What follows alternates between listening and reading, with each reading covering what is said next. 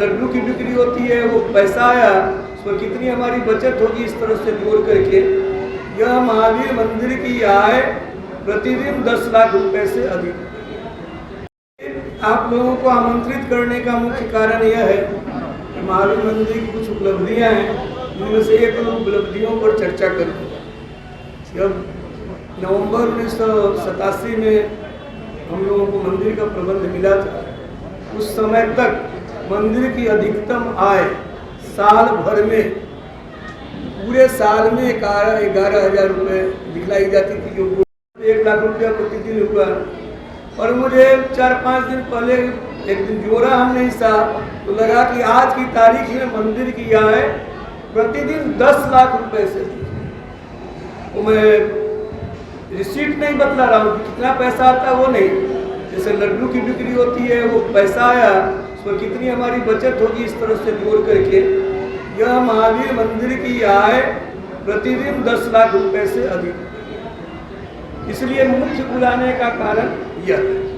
अब इस आय में अस्पतालों का हिसाब किताब नहीं जुड़ा गया, उनकी आय का इसका समावेश नहीं। जो मंदिर की जो आय है, उस मंदिर की आय में भी मुख्य आय है चढ़ावा,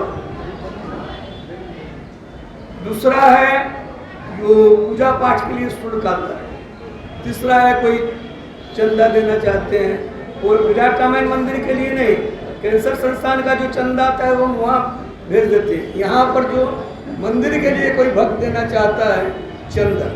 चौथा है नैवेद्यम की बिक्री से जो सरप्लस आय होती है। नैवेद्यम अभी 1.25 लाख किलो बिक रहा है प्रतिदिन। तिरुपति के बाद किसी एक मंदिर से अधिक बिकने वाला कोई यदि लड्डू प्रसाद है, महावीर मंदिर है। चौथा, बाकी जो पूजा सामग्री, फूल माला है, किताब की दुकान भी अब चल रही है, इसके अलावे राशि रत्न है, पूजा सामग्री है, इनसे जो बचत है आय है और बैंक भी आता है। तो ये महावीर मंदिर की अपनी आय प्रतिदिन 10 लाख रुपये से अधिक है।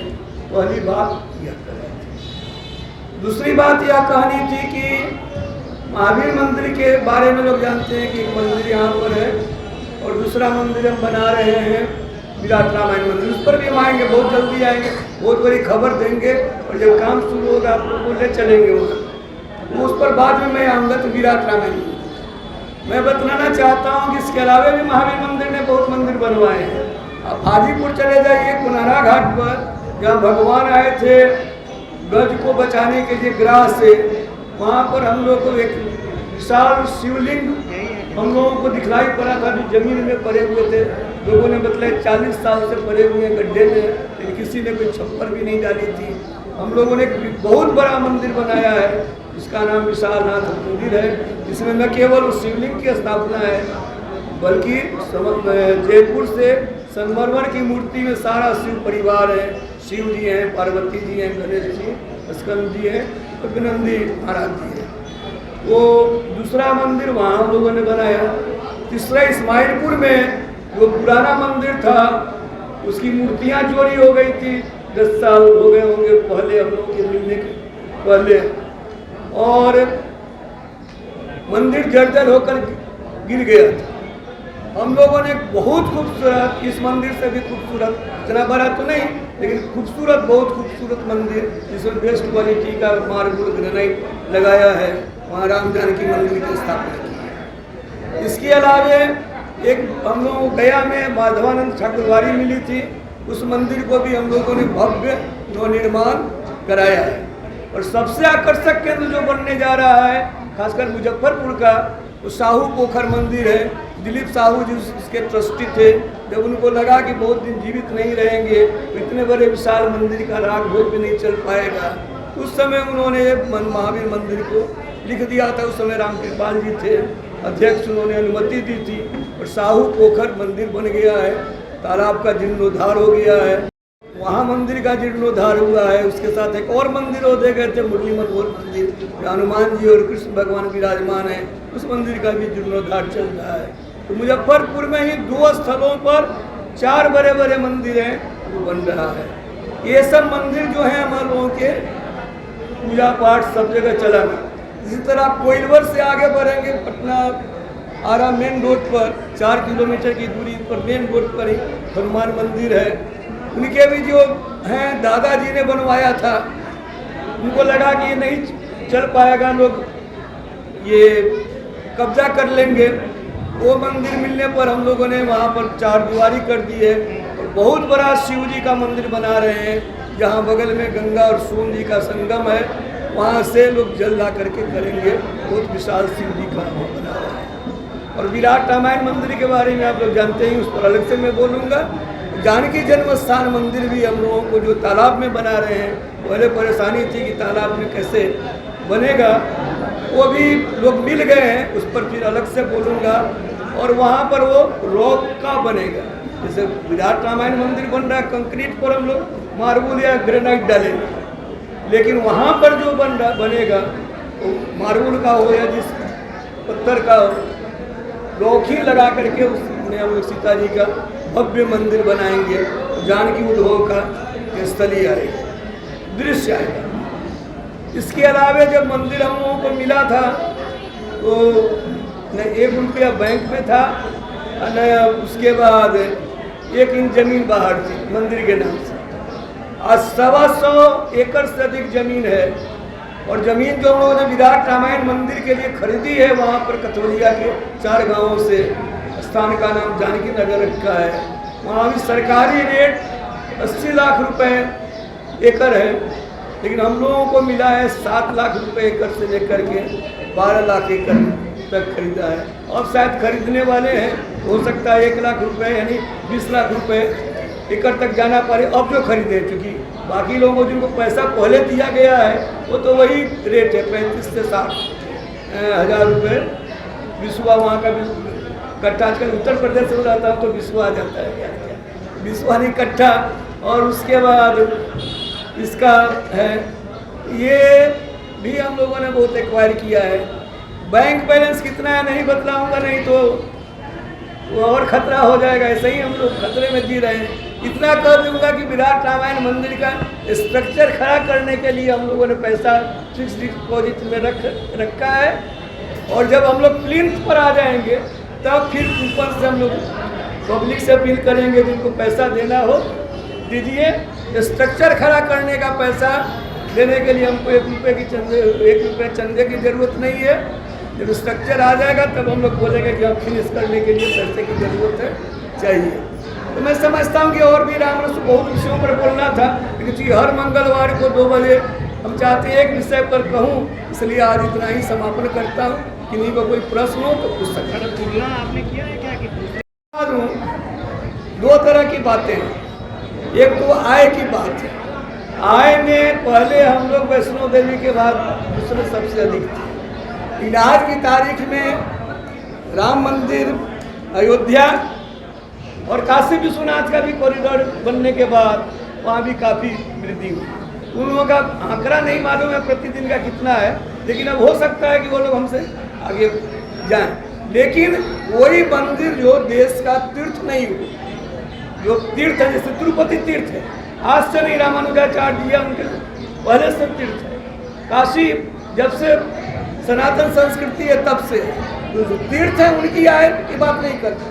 लेकिन कोई नया मंदिर जो 100 साल पुराना हो, इसकी आय और इस गति से बढ़ेगी 11,000 सालाना आय, प्रतिदिन 10 लाख रुपया हो जाए, ऐसा कोई इतिहास लोग नहीं बतलाते हैं। मैंने बहुत सीए से पूछा है, बहुत लोगों से पूछा है, यह एक तरह से अप्रतिम असाधारण।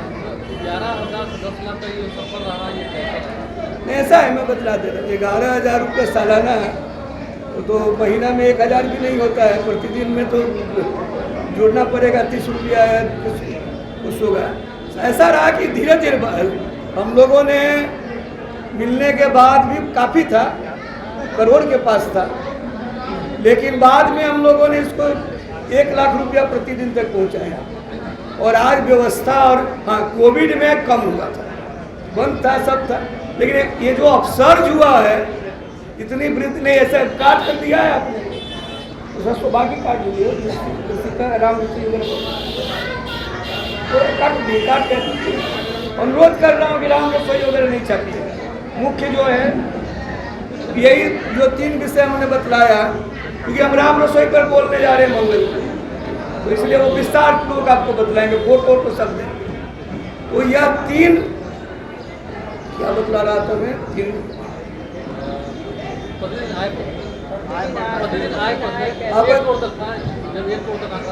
हाँ, तो एक आप कुछ साल पहले आप लोगों ने छापा होगा, 5 साल 7 साल समय बीतते नहीं ख्याल आता है। 1 लाख रुपया प्रतिदिन हमने घोषणा की थी कि मंदिर क्या है, प्रतिदिन 1 लाख रुपया। आज की तारीख में 10 लाख रुपया प्रतिदिन है। यही खबर देने के लिए, हाँ, जब से कोविड खत्म हुआ है तब से लोगों की भीड़ जो है बहुत बढ़ गई है, चढ़ावा बढ़ गया है, लड्डू की बिक्री बढ़ गई है। पहले जो 60,000 से 80,000 बिक्री होती थी, 80,000 से 1 लाख पर पहुंची, आज 1 लाख से 1.25 लाख है। मतलब ये 20 महीने में 2 महीने से 1.25 लाख से अधिक है, इस महीने में भी 1.25 लाख से अधिक होगा। ये कोविड के बाद बढ़ी है। और भी बहुत सारे कारण हैं। राष्ट्रपति जी आए, जब रामनाथ कोविंद जी थे राष्ट्रपति जी आए, उन्होंने घोषणा की कि मनोकामना मंदिर है, जो कोई मनोकामना करता है उसकी पूर्ति होती है। तो बहुत सारी बातों का लोग देख रहे हैं कि विकास कार्य हो रहा है, ये काम हो रहा है, वो काम हो रहा है, इसलिए लोगों का सहयोग बढ़ता जा रहा है। और राष्ट्रपति द्वारा घोषणा की है मनोकामना मंदिर है, जो कोई मनोकामना मांगता है पूरा होता है। ये सबका जनता पर प्रभाव होता है। इसलिए यह मैंने बहुत लोगों से पूछा कि कितनी आय होगी, तो 3 लाख से ज़्यादा प्रतिदिन कोई नहीं बतला पाया। हमने कहा कि 10 लाख पार कर गया है।